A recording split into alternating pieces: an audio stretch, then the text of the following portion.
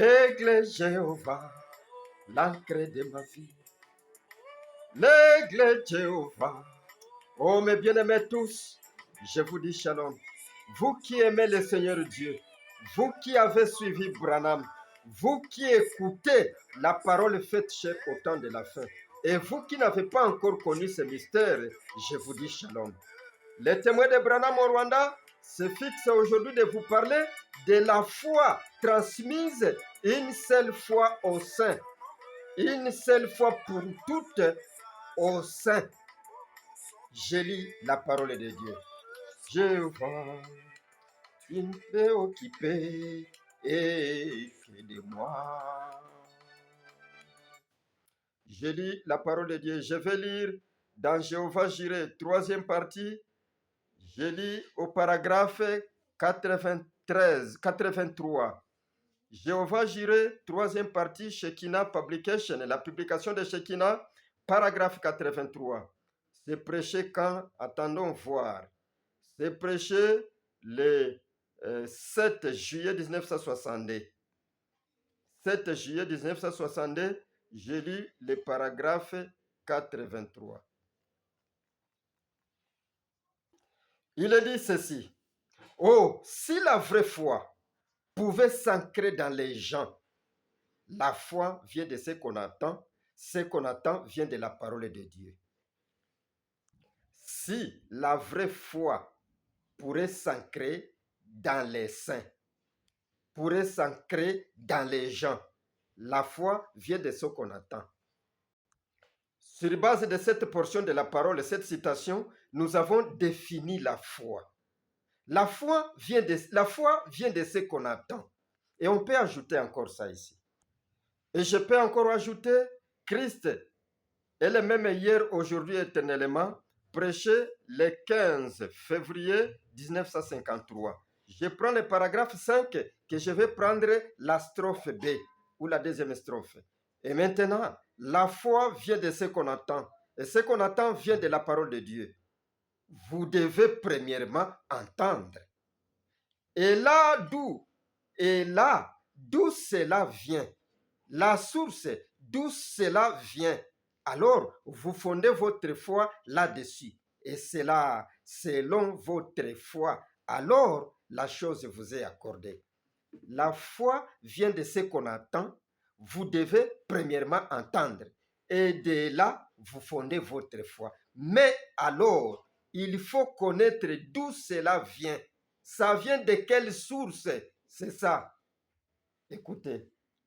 Maintenant, aujourd'hui, quelle est la source d'où nous tirons notre foi? Quelle est la source qui doit transmettre la foi au saint une fois pour toutes? Quelle est cette source? Et je vais vous dire une chose. Cette source, c'est Malachie 4, 1 jusqu'à 5. C'est Luc 17, 30. C'est Zacharie 14, 7 et les restes des Écritures où il y a la promesse. Parce qu'il y a la promesse aujourd'hui et c'est de là que nous tirons notre foi qui a été transmise une seule fois pour toutes au saint. Écoutez la source d'où nous tirons la foi au temps d'histoire. Écoutez une chose, parce que nous devons mettre les choses ou les éléments, nous devons les distinguer. Écoutez une chose que je lis à la page 327, l'exposé bleu. Je lis ceci. C'est messager de Malachie 4, d'où nous tirons notre foi aujourd'hui. Nous qui avons suivi Branham, nous qui avons entendu la voix, viens et suis-moi. Nous qui avons entendu la voix qui dit, abandonne les églises dénominationnelles parce que c'est le collimateur du diable. Viens et suis-moi. Écoutez où nous tirons notre foi. Et ce messager de Malachie 4 et d'Apocalypse 10, 7 va faire deux choses. Premièrement, selon Malachie 4, il ramènera le cœur des enfants au Père. Deuxièmement, il révélera les mystères de cet tonnerre. Écoutez alors. Les mystères de cet tonnerre d'Apocalypse 10. Qui sont les révélations contenues dans les 7 sceaux? Ce seront ces révélations mystères divinement révélées qui ramèneront littéralement le cœur des enfants au Père. du jour de la Pentecôte. Exactement.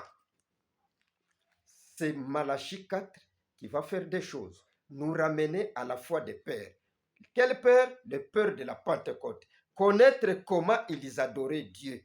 Ils n'adoraient pas un Dieu inconnu, c'était un Dieu connu. Quand ce mystère est révélé, c'est-à-dire les 7 tonnerres qu'il révèle en deuxième lieu, ce sont ces 7 tonnerres-là qui vont nous inspirer comment adorer comme les pères de la Pentecôte.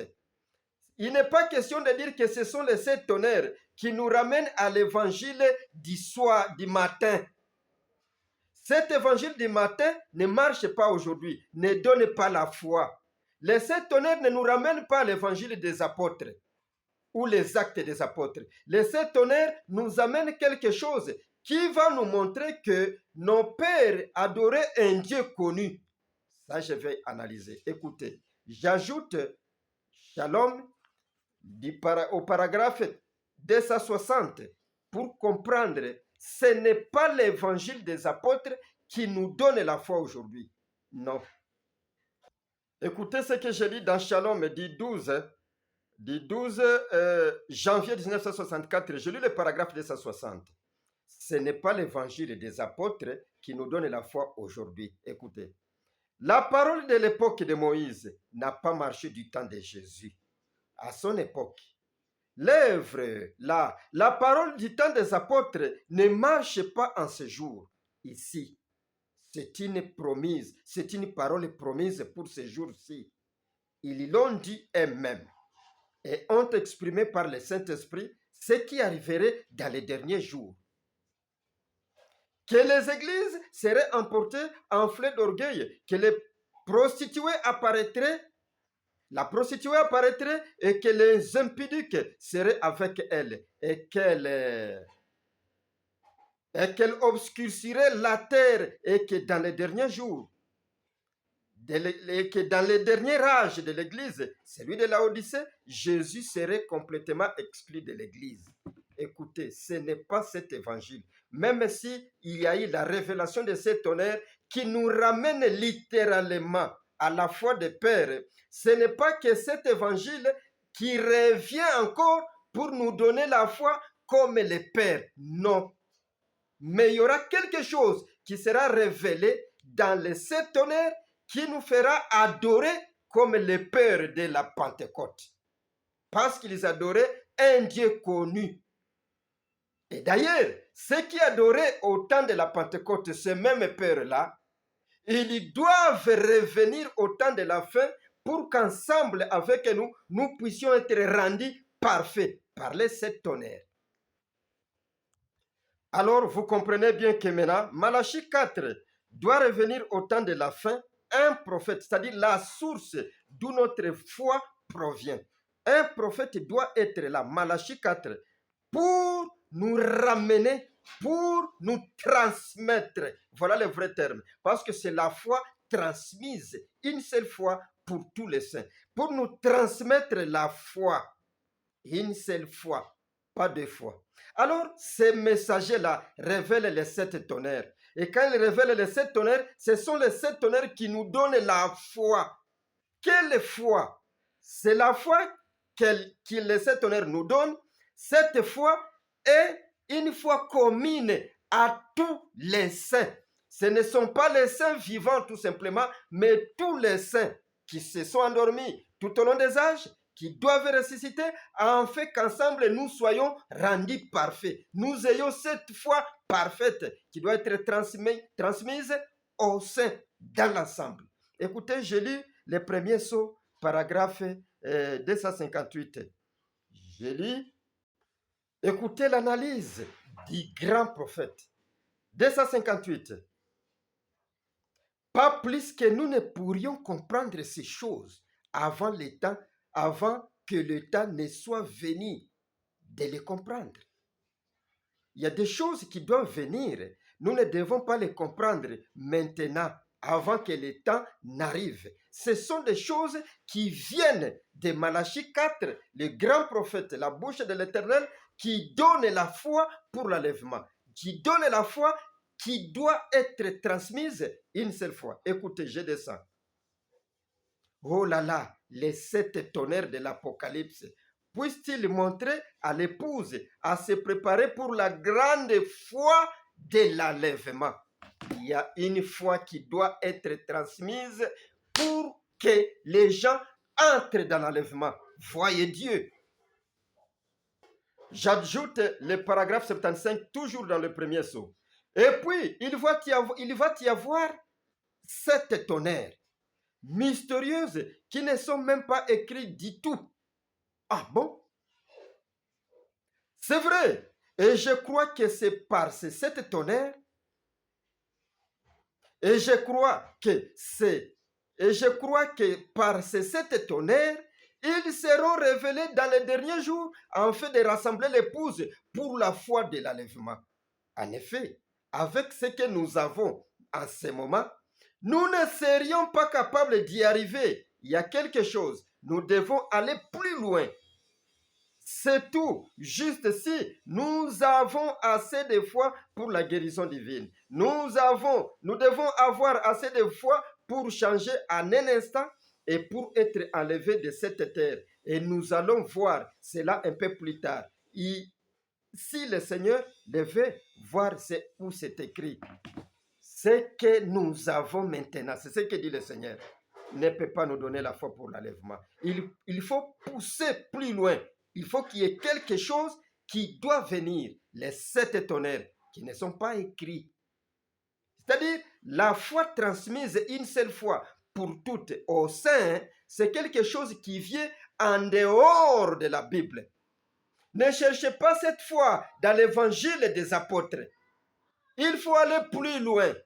Aller loin de ce qui est écrit, parce que cela doit venir. Malachie 4 doit transmettre. Alléluia. J'ajoute, messieurs, et c'est le signe du temps de la fin.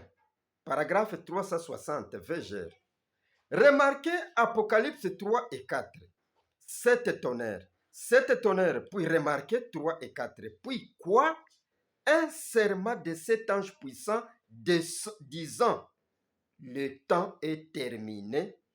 Vous voyez, lorsque ces 7 tonnerres ont fait entendre leur voix, alors l'ange 261, parce que je dois descendre. Pensez-y, un ange enveloppé d'une nuée, un arc-en-ciel, une alliance au-dessus de sa tête. Eh bien, vous savez de qui il s'agit. Il a posé un pied sur la terre et un pied sur la mer. Il a levé sa main droite et a juré que, quand ces 7 tonnerres feraient entendre leur voix, qu'il y aurait plus de temps. Or, les 7 tonnerres nous donnent la foi pour l'enlèvement. C'est une foi qui a été transmise une seule fois aux saints. Les saints ressuscités qui doivent participer à l'enlèvement parce qu'ensemble avec eux, nous irons à la rencontre du Seigneur, l'enlèvement. C'est 1 Corinthiens 4, 16 jusqu'à 17, jusqu'à 18. Alors cette foi qui vient en dehors de ce qui est dans la Bible, c'est-à-dire les 7 tonnerres, c'est la seule foi qui a été transmise une seule fois et qui enlève l'épouse, qui enlève l'église, et les ressuscités et les vivants ensemble. Vous pouvez continuer à lire, mais je prends le 368 parce que je cours à la minute. Écoutez, mais celui-ci n'est pas venu de la terre. Il est descendu du ciel parce que le mystère et tout s'accomplit. Et quand le mystère est accompli, l'ange a dit, il n'y aura plus de temps. Et ces 7 tonnerres ont fait entendre leur voix. Or, la foi se trouve dans les 7 tonnerres. Qu'en est-il si c'était quelque chose pour nous permettre de savoir comment entrer dans la foi de l'enlèvement? Et c'est là, nous allons courir et sauter par-dessus les murs. Y a-t-il quelque chose qui est sur le point d'arriver? Et ces vieux corps marqués et méprisables seront changés. Je m'arrête là. C'est-à-dire, bien-aimés, je veux que vous puissiez capter quelque chose. C'est la foi transmise une seule fois, pas aux vivants tout simplement, mais aux saints. Ce ne sera pas 2 fois, c'est une seule fois. Aux saints, qui étaient endormis en Christ, qui ressuscitent ensemble avec les vivants, ils reçoivent la foi dès l'enlèvement. C'est Paul qui l'a prévu. Il a prophétisé et ça s'accomplit au temps de la fin. Et alors, vous comprenez que cette foi ici n'est pas transmise tout simplement aux vivants. C'est à tous les saints. Maintenant, la chose est celle-ci. Cette foi-là qui vient dans les sept tonnerres, à quel objectif? C'est pour nous rendre parfaits. Et les vivants, et les morts, et les ressuscités à la fois. C'est-à-dire quoi? L'évangile des apôtres ne les avait pas rendus parfaits.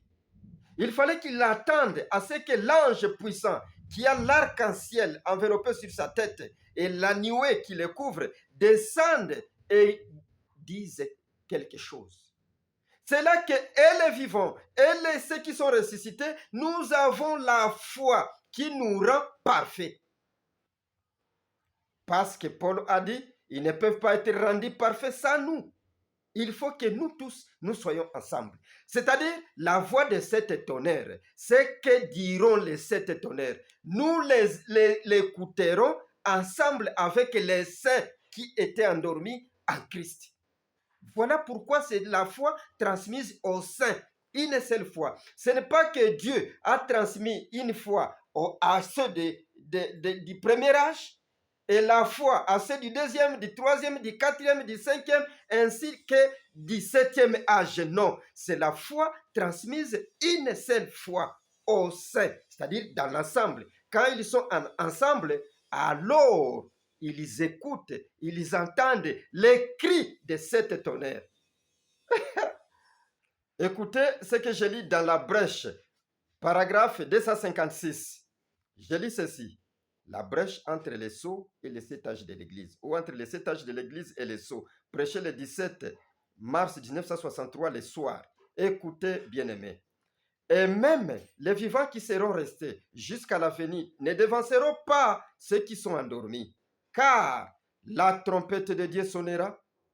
À cette dernière trompette, quand le dernier sceau est brisé et que le septième ange donne son message, la dernière trompette sonnera et les morts en Christ ressusciteront et nous les vivants qui serons restés, nous serons ensemble enlevés avec eux à sa rencontre dans les airs.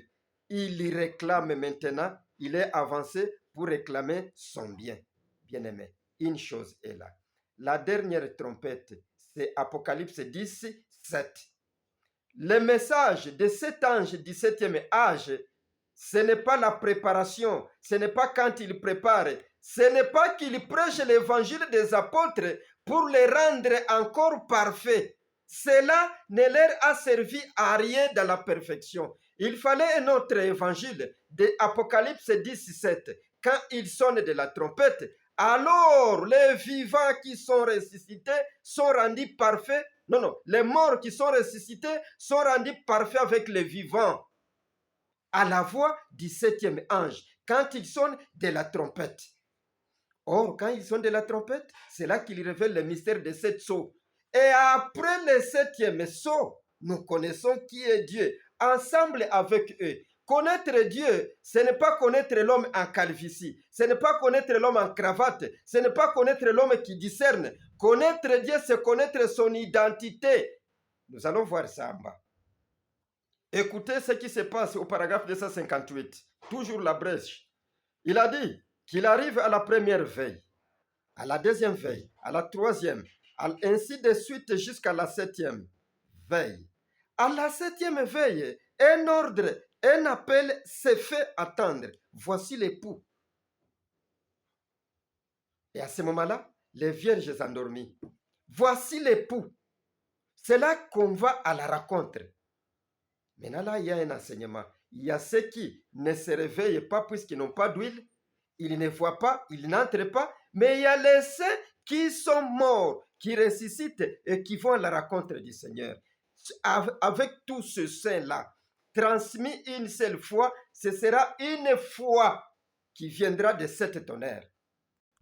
J'ai sauté beaucoup de choses. J'allais vous montrer comment Branham, le Seigneur dit, ils sont en train de m'écouter. J'allais montrer comment le Seigneur dit cet évangile doit être prêché à eux, afin qu'ils soient rendus parfaits avec nous.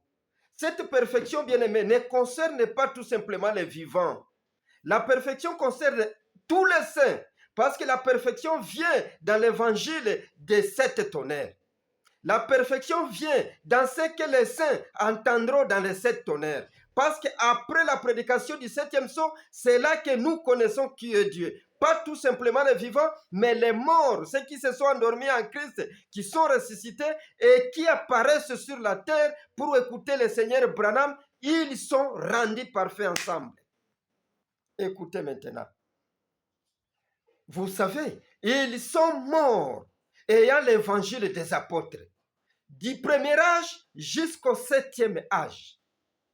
Ils avaient l'évangile des apôtres parce que le sang de Jésus, l'évangile de Jésus devrait couvrir les 7 âges. Maintenant, parce que cet évangile-là ne les avait pas rendus parfaits, ainsi dit Paul. Il a dit, Paul, en quoi? Quand nous les verrons, nous serons rendus parfaits. Quand nous les verrons, nous trouverons que nous sommes semblables à lui. Maintenant même, nous regardons comme dans les rétroviseurs. Ce que nous faisons, nous parlons en langue, nous prophétisons, mais ces choses-là disparaîtront quand lui viendra. C'est-à-dire, ces choses-là ne les rendaient pas parfaits. Il faut un évangile qui vient les rendre parfaits provenant de ces tonnerres. Comme le Seigneur l'a dit, il faut qu'il y ait une source d'où vienne ce que vous écoutez, afin que vous ayez la foi. Et c'est la foi pour l'enlèvement. L'enlèvement pour rencontrer Dieu, pour connaître Dieu. Et cela, c'est à la fin du 7e sceau, dans les 7 tonnerres maintenant. Or, ils sont morts dans cet évangile des apôtres, connaissant que leur maître, le Seigneur Jésus, doit changer de nom. Ils sont morts comme ça. Jean a connu ça. Jean a écrit à ces églises qui étaient en Asie mineure. Et il savait qu'il y a ce que Jean avait vu dans l'île de Patmos. Il leur a écrit des lettres, 7 lettres, pour ces 7 églises-là. Maintenant, ils sont morts, connaissant que Jésus doit changer de nom. Au temps de la fin, il aura un nom nouveau. Comme le dit le Seigneur, Branham. Écoutez ce que dit le Seigneur dans le premier paragraphe de 283. Écoutez, Jésus, son nom sur terre, c'était Rédempteur Jésus. Et quand il était sur terre, il était le Rédempteur.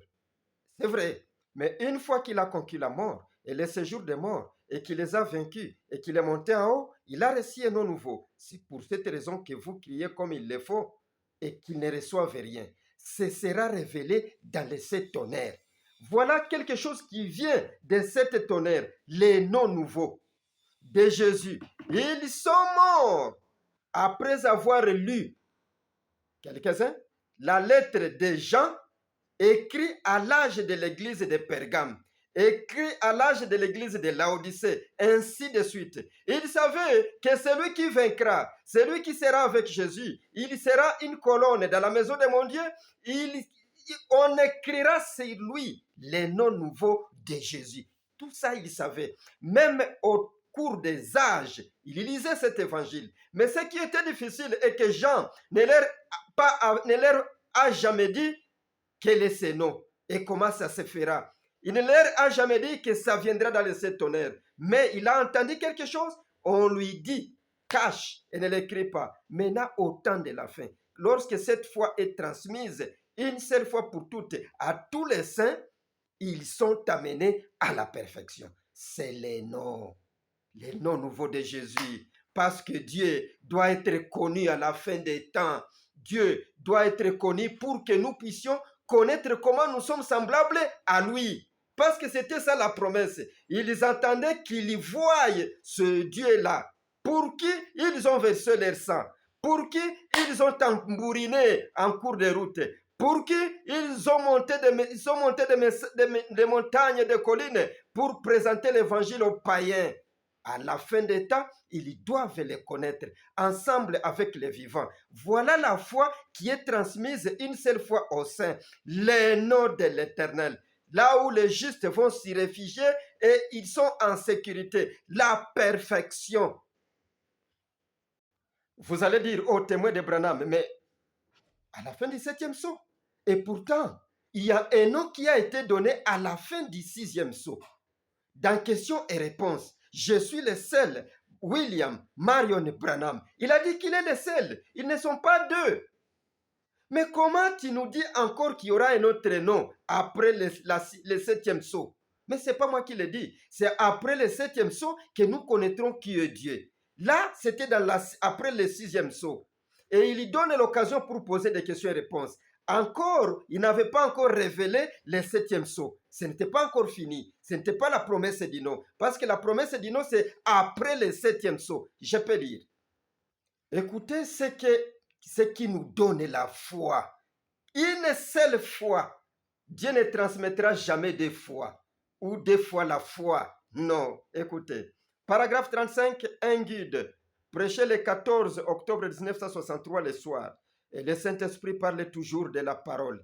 J'ai beaucoup de choses à vous dire, mais vous ne pouvez pas les comprendre maintenant. Mais quand il sera venu, il vous guidera vers elle. Vous comprenez maintenant que les saints endormis ne savaient rien, n'avaient pas été rendus parfaits. Il faut qu'ils ressuscitent ensemble avec les témoins de Branham. Nous soyons rendus parfaits. Écoutez, il vous guidera vers elle. Voilà pourquoi il y a eu les sauts. Voilà d'abord pourquoi il y a eu les sauts. Les premiers jusqu'au septième. À la fin du septième saut, le mystère de Dieu s'accomplirait. Ça ne s'accomplit pas dans les sept sauts.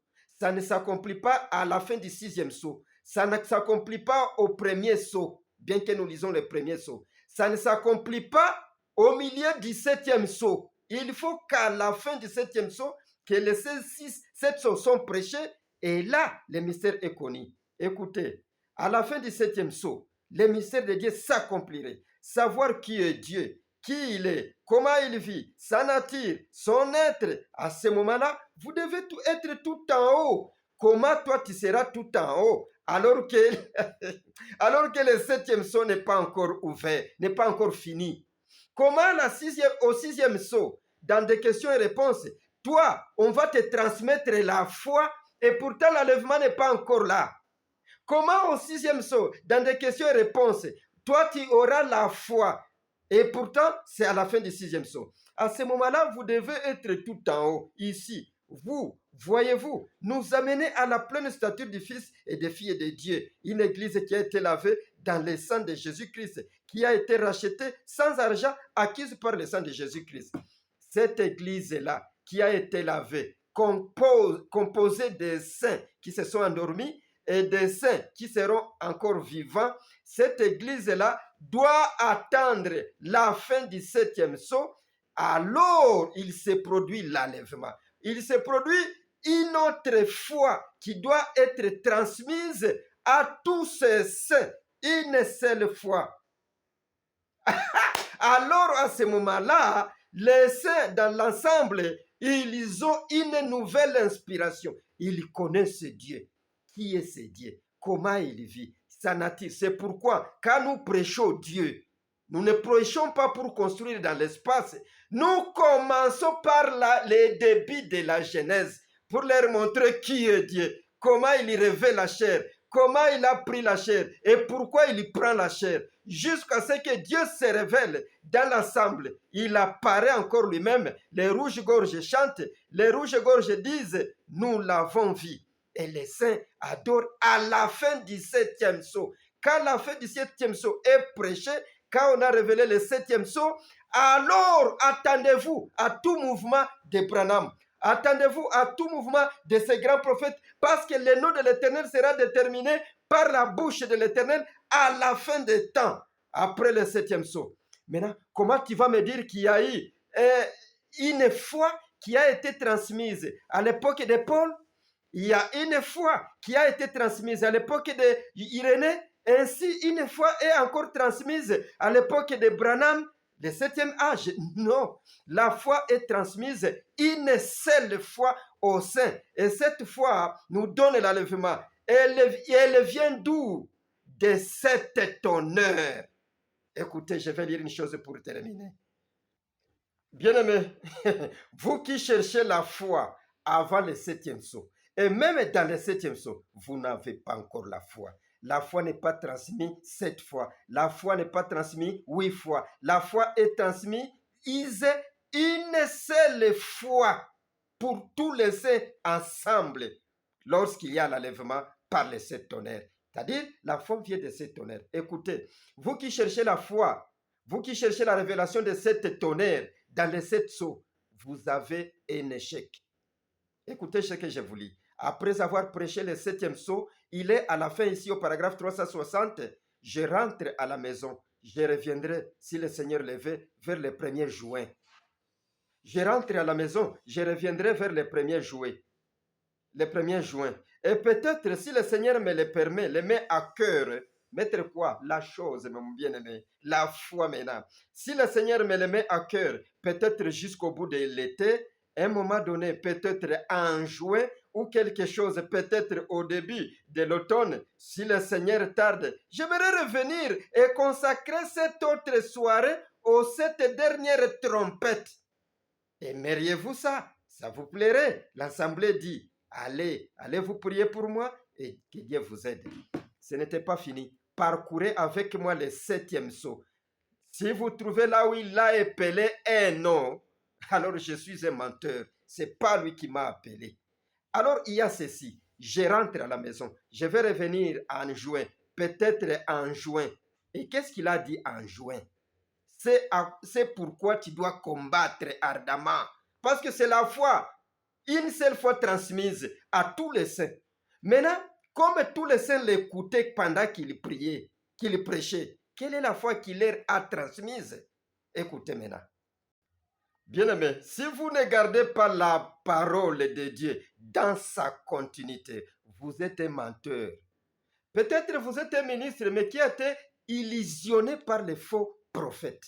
Écoutez ce qui est dit dans un guide à la fin du 7e sceau. C'est là que nous connaîtrons. C'est-à-dire, en dehors du 7e sceau, nous devons connaître qui est Dieu. Parce que les sceaux ici dont on nous parle, ce sont les sceaux écrits. Mais quand après le 7e sceau, il y a les sceaux non écrits qui sont en dehors du livre. Et ce qui est en dehors du livre, c'est ce qui s'ajoute pour nous donner la foi, les 7 tonnerres. Écoutez le paragraphe 39. Se tenir à la brèche, la foi pour laquelle vous devez combattre ardemment. La foi, ça doit avoir d'où elle provient.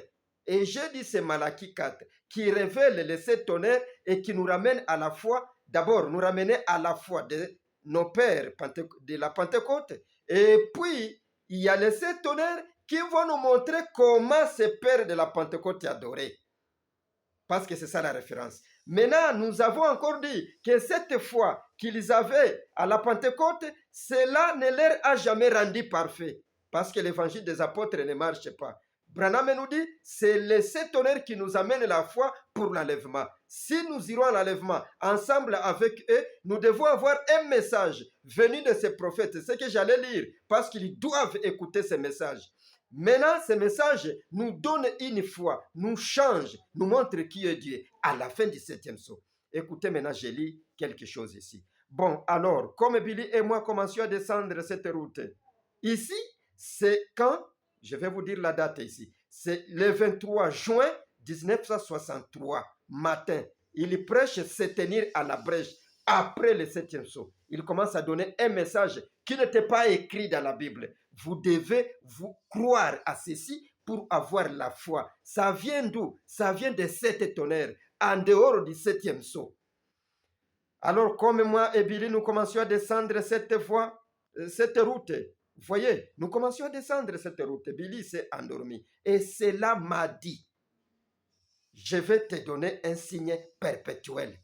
Et cela m'a dit, je vais te donner un signe perpétuel. Ça vient de quelque part. La voix du Seigneur vient donner des surprises de la Bible, ce qui n'était pas écrit. Je descends et je dis, Seigneur, quel est ce signe éternel?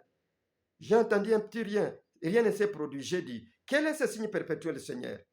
J'ai entendu quelque chose, quelques minutes. Et juste à ce moment-là, j'ai tourné la tête pour regarder. Billy redormait. Billy dormait. Il a répété, je vais te donner un signe perpétuel. Il a dit, regardez vers l'ouest depuis où tu es. J'ai tourné la tête comme ça dans le véhicule pour regarder, j'ai ralenti. Savez-vous comment? Oh là là! l'Esprit du Seigneur. Je me suis senti comme si j'allais crier et pleurer. J'ai regardé et je n'ai vu qu'une montagne avec des sommets blancs. J'ai dit, je ne sais pas, je ne vois pas de signes perpétuels. Vous qui dites que la montagne, c'est ça le signe perpétuel. Je ne vois rien. Il a dit, ton nom est écrit partout là-dessus. Voilà des choses qui viennent en dehors de la Bible, qui ne viennent pas de la bouche de sa maman. Vous qui vous cramponnez aux choses éphémères, la religion de la seconde main. Branham n'est pas venu prêcher une religion de la seconde main. Écoutez, et je me suis dit, qu'est-ce? Je suis devenu très faible et j'ai voulu m'arrêter. Je descends, je saute pour vous donner quelque chose ici. J'ai dit, il a dit, paragraphe 150, il a dit, combien y a-t-il de pics sur la montagne qu'il regardait? J'ai dit, il y en a 7. Combien y a-t-il de lettres dans ton nom? Branham, Marion Branham. Là, je cite les noms, mais lui maintenant a appelé, j'appelle avec lui. B-R-A-N-H-A-M, M-A-R-R-I-O-N, B-R-A-N-H-A-M. Des choses qui n'existent pas dans la Bible, mais qui viennent du ciel. Un signe. Qui dit ça? L'Éternel lui-même parla à son prophète, à sa bouche, pour que la bouche détermine le nom de l'Éternel. La foi des anciens, des pères, était fondée au nom de Jésus. Mais ces noms-là ne leur a jamais rendu parfait. Il fallait qu'ils écoutent cet évangile, de se tenir à la brèche, paragraphe 140 jusqu'à 155. J'ai dit, il y avait 3 pics. J'ai dit ça encore. Après avoir cité ces noms, il dit 3 est le nombre qui indique l'achèvement. Vous voyez, les 3e, les pics suivants, c'était le 5e, le nombre de la grâce. Et pic suivant, c'était le 7e, le nombre de l'âge, la perfection, la fin. Tu travailleras pendant 6 jours. Je descends. Paragraphe 156. 155. Vous qui avez des doutes, doutez bien, ça dépend de vous. Mais le Seigneur nous dit, si vous avez des doutes, agenouillez-vous pour prier, il va vous accorder la révélation. Ceci, c'est ce qui renforce, qui donne la foi aux saints qui sont ressuscités, qui sont ensemble pour voir le Seigneur. Écoutez, bien-aimés, ça vient en dehors de cette sceau, ça vient en dehors des sceaux écrits, ça vient en dehors de la Bible. Parce que le tonnerre n'était pas écrit, c'était en dehors de la Bible. Le tonnerre, c'est la présentation de qui est Dieu, son nom, sa nature, comment il vit.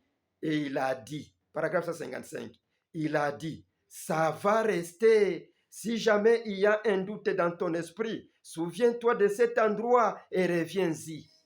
Ceci va rester. Si vous avez des doutes, c'est votre problème, mais reviens encore ici. Et Billy m'a donné un coup de poing sur l'épaule. Il a dit, papa, regarde vers l'est. Et comment c'est arrivé? Je ne sais pas. Mais là, de côté de la route, il y avait cette décharge qui brûlait. Où c'est? À l'est. Il n'y a rien. Il y a une décharge qui brûle des kilomètres d'une région quelconque, une ville quelconque. Il y avait là une vieille décharge, un tas d'ordures sur le côté gauche de la route. Que Dieu vous aide à comprendre ceci. Maintenant, la foi pour laquelle vous devez combattre, c'est donnée en dehors de cette sceau. Maintenant, les saints qui sont ressuscités, ils sont en train de suivre. Branham me dit, ils sont en train de me suivre. Ils sont en train d'être rendus parfaits. Qu'est-ce qui vous rend parfait? Ce n'est pas le nom de Jésus. Ce n'est pas le nom de Moïse, de Jéhovah, de Jésus. Ce qui vous rend parfait, c'est la foi qui vient dans le sept tonnerres. Et le sept tonnerres épellent quelque chose. Ils se sont, une fois, ils ont produit quelque chose que Branham a vu, mais en 3. B-R-A-N-H-A-M, M-A-R-R-I-O-N, B-R-A-N-H-A-M. La volonté de Dieu exprimée. Il vous dit, ne changez pas. Si vous avez des doutes, revenez ici. Comment cet évangile-là, qui rend parfait ceux qui sont morts, vous qui étiez morts en Christ plutôt, vous qui êtes vivants, ayant vu les prophètes, avec la colonne de feu, Malachie 4, vous vous doutez pourquoi? Écoutez l'exhortation qui va vous renforcer, vous qui croyez à la foi transmise une seule fois. Je lis dans combattre ardemment pour la foi qui a été transmise une seule fois pour toutes aux saints, par les saints vivants, tous ensemble, du premier âge jusqu'à la fin des temps. Écoutez, je lis ceci, bien-aimé. Je lis le paragraphe 12. Prêcher quand? C'est prêché le 14 juin 1953. Donc, il s'adresse à l'Église, leur disant uniquement à ceux qui ont été appelés, qui sont aimés en Dieu, gardés pour Christ. Eh bien, il dit, eh bien, c'est à vous que je m'adresse, afin que vous combattiez ardemment pour la foi qui a été transmise au sein une seule fois pour toutes.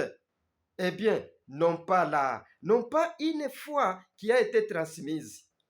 Alors j'interprète, c'est moi. Ce n'est pas une foi des apôtres, ce n'est pas une foi de Moïse, ce n'est pas une foi de l'époque de Paul, de l'époque d'Irénée, ainsi qu'à l'époque du 7e âge. C'est la foi, c'est-à-dire l'unique foi qui a été transmise, mais la foi qui a été transmise. Avez-vous remarqué là? La foi qui a été transmise au sein, une seule fois pour toutes.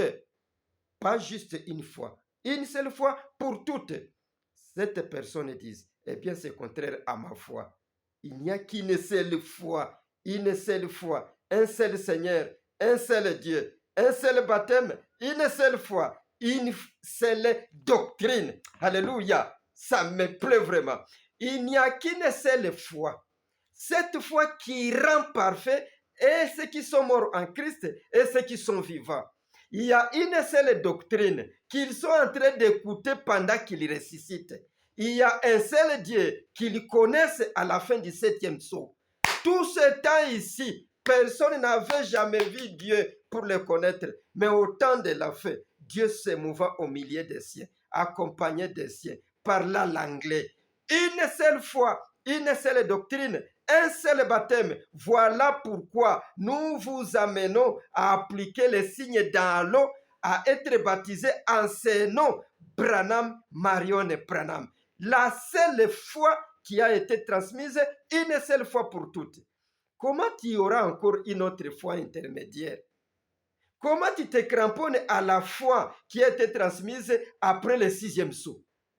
Comment tu te cramponnes à la foi qui a été transmise à l'âge pentecôtiste? Or, ce message ne marche pas aujourd'hui. Ils sont rendus aussi parfaits aujourd'hui. Tu ne peux pas être rendu parfait par les noms Branham, Branham. Quand tu adores Dieu, tu devrais l'adorer en son nom. Parce qu'elle est vivante. Et ceux qui sont ressuscités, tous aujourd'hui, ont vu l'homme en calvitie. L'homme qui a la colonne de feu sur sa tête. Ils ont vu la représentation physique du Dieu vivant sur la terre. Parce que Dieu ne fait rien sans avoir un homme. Alléluia. Voilà la foi. Combattez maintenant ardemment pour cette foi. C'est ça la foi. B-R-A-N-H-A-M. M-A-R-R-I-O-N. B-R-A-N-H-A-M. En trois, les trois mononcles, c'est ce qui était caché, qui révèlent Dieu, qui sont utilisés pour l'adoration. Il a dit, si vous n'avez pas ces signes-là, faites effort pour l'avoir. Sinon, vous n'avez pas aucune autre promesse pour être exaucé. Maintenant, s'il n'y a pas une autre promesse pour être exaucé, pourquoi vous faites recours à d'autres promesses? Des promesses qui ne sont pas la foi. Parce que le nom de Jésus, ce n'est pas la foi qui a été transmise une seule fois. Le nom de Paul, d'Irénée, ainsi de suite. Même le nom William et Marion et Branham, ce n'est pas la foi qui a été transmise au temps de la fin. Il y a une foi que nous venons de lire, qui a été transmise et que les autres qui étaient morts en Christ ont écouté au temps de la fin. Shalom, c'est le témoin de Branham au Rwanda. Bien aimé, ce n'est pas pour rien que je m'appelle témoin de Branham. C'est puisque j'ai mon expérience avec Branham. Et quand je trouve quelque chose de lui, selon sa recommandation, je dois partager avec vous. Shalom à vous tous.